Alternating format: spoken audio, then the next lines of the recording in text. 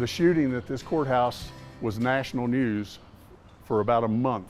All of Floyd's family participated. Floyd Allen was on trial in March of 1912 for attacking local deputies. Nearing the trial's end, Allen and his family opened fire. 5 people were killed and many more were wounded. Among the dead, the judge, sheriff, the prosecuting attorney, a juror, and a witness.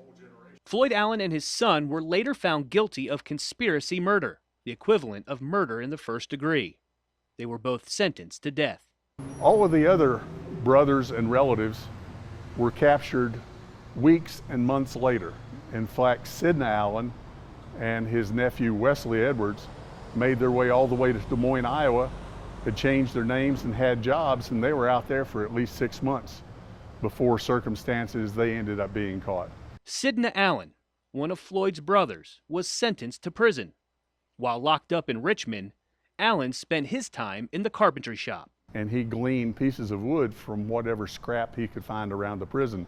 They said even old broom handles where brooms were going to be thrown away, he would use the wood for that to make bits and pieces. He developed a craft that produced these intricate works of furniture art.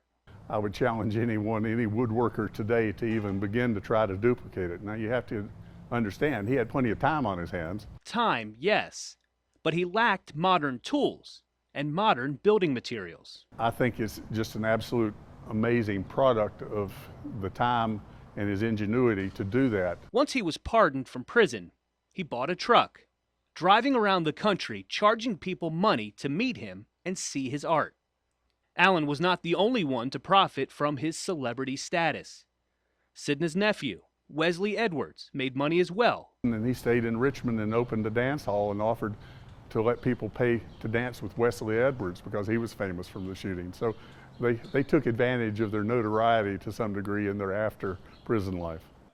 The other part of Sidna Allen's life, left behind in Carroll County, is his former home. I don't know of another one like it in this area, maybe not even outside the area. It was built between 1910 and 1911. Allen hired the best carpenter in the area to handle its construction.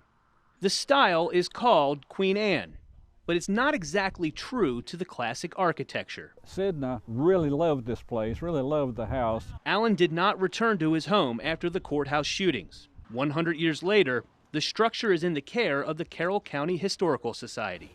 The windmill was to pump water, and I guess there's a hand-dug well under there. Their goal is to get the house back in its original form. You can very easily see what we've got ahead of us. When finished, it could become a bed and breakfast, a special event center, or a reception venue.